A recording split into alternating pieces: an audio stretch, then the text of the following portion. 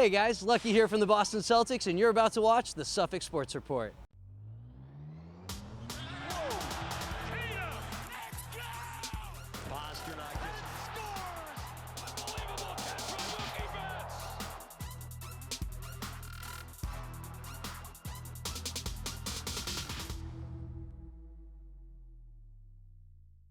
Welcome into Studio 73. I'm Thomas Savo, and this is the Suffolk Sports Report. Let's start off with the Rams recap, a look back at the recent activities of Suffolk Athletics. Men's basketball loses a close game to Emerson, 75-73. The men's hockey team is set to play against UMass Boston Friday, December 6th. After that, the hockey team will take on Babson College on Saturday, December 7th. Women's basketball beats Curry College 63-47. The team will be on the road to face off against Fitchburg State December 4th. Now sending it to Josh Appeal on his opinion segment, The Appeal.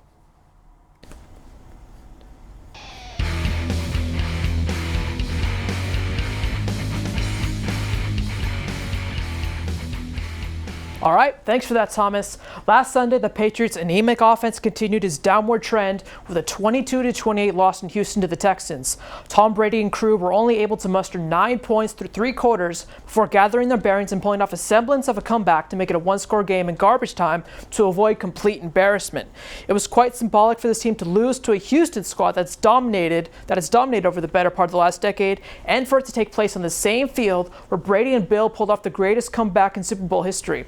At 10-2, the Patriots still reign as a top 2 seed in the AFC. However, this team has gradually declined week by week offensively with injuries galore. We are now at the point where the Buffalo Bills have a legitimate shot at catching this team atop the AFC East and turning the Patriots into a wild card team for the first time since 2009. Knowing that the end is soon arriving, I think Pats fans would access the more acceptive nature and appreciate the 2 decades of greatness this team has gave for its fans, knowing that they gave it their all to compete. However, the team's wounds have been self-inflicted this season. That's what's frustrating. Let's give a little recap here, shall we? Starting off the year, the Patriots had Josh Gordon, Julian Edelman, Demaryius Thomas, and their first-round pick N'Keal Harry all residing on their roster. Harry would be placed on the IR for 8 weeks, but that's fine. Injuries happen. Later on, Antonio Brown to be added into the mix as the clear number 1 receiver. Since then, Gordon and Thomas have both been traded, Brown is released, and Harry has seen low targets and snap count since his first appearance against the Cowboys. With Gronkowski's retirement in the offseason, it was clear that the Patriots' offense would have to evolve and add pieces to make up for a fraction of what he provided for the team.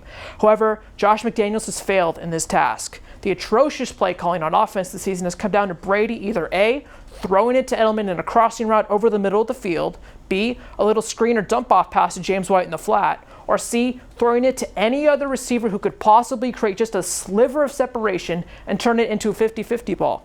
The running game has been a non-factor due to multiple injuries across the offensive line, and Bill literally having used Landon Roberts, the middle linebacker, as a fullback for the injured James Devlin. What's infuriating here is just the lack of pieces currently available for Brady. The trading of Josh Gordon makes less and less sense as the days pass. Reports came out citing his lack of work ethic as the reason the team decided to move on, but frankly, I don't care. The 6'3", 225-pound receiver is better than the vast majority of the targets on the roster without practice. Philip Dorsett can't get separation from anybody, despite being a speed demon. Mohamed Sanu is a slot receiver who's being relegated to a blocker more so than a catcher so far, and Jacoby Myers is an undrafted rookie still learning the offense. Even as a receiver, Gordon was the best tight end-like figures that they had on the roster. The 38-year-old Benjamin Watson is serviceable, but let's be real, the guy is a grandpa with a walker on his way to hospice by league standards. The other two, Ryan Izzo and Matt Lacoste, are both complete non-factors in the offense. It's a complete travesty that the 6-time Super Bowl winning Hall of Fame quarterback has to deal with this ineptitude on offense. This team needs a spark, something that'll reignite the fire inside and get this offense clicking again. Now, I don't know whether Antonio Brown is the solution, but he is something. Changes need to be made to game plans and personnel if the Patriots do indeed want to stay in title contention. Excuse me, as I interrupt your program with a very important announcement. If you, the Suffolk student, would like to get involved in the Suffolk Sports Report, please come down to the studio anytime and just ask, how can I get involved? And just like that, you're in. It's that easy. That is it from me. Now back to the Suffolk Sports Report. All right, in other news, the Bruins offense has been pretty sweet. Here to talk about it is Shay Webster from the Too Many Men podcast at WSFR. Shay, how are you? Good, how are you? I'm doing pretty good, thank you. All right, Bruins. They're 20-3, best record in the Eastern Conference. What makes this team so special?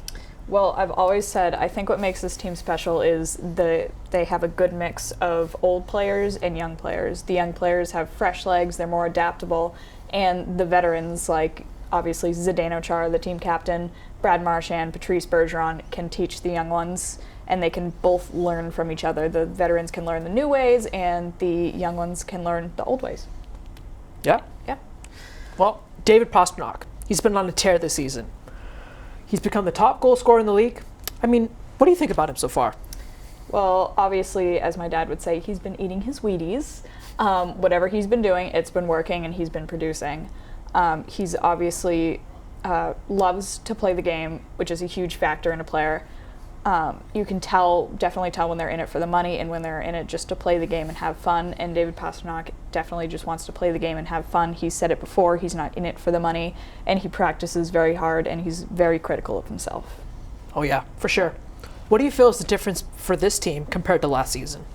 Well, I noticed that last season we weren't first in the league at this point in time, and this season we are.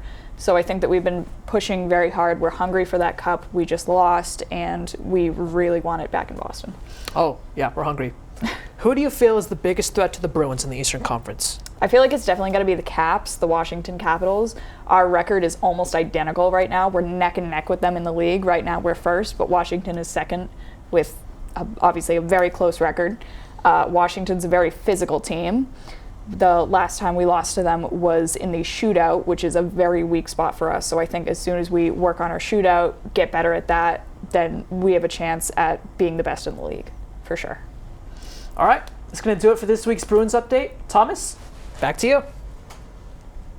Thank you guys. Well, that is all for today. Until next time, for the crew of Studio 73, I'm Thomas Savo, and we'll see you soon.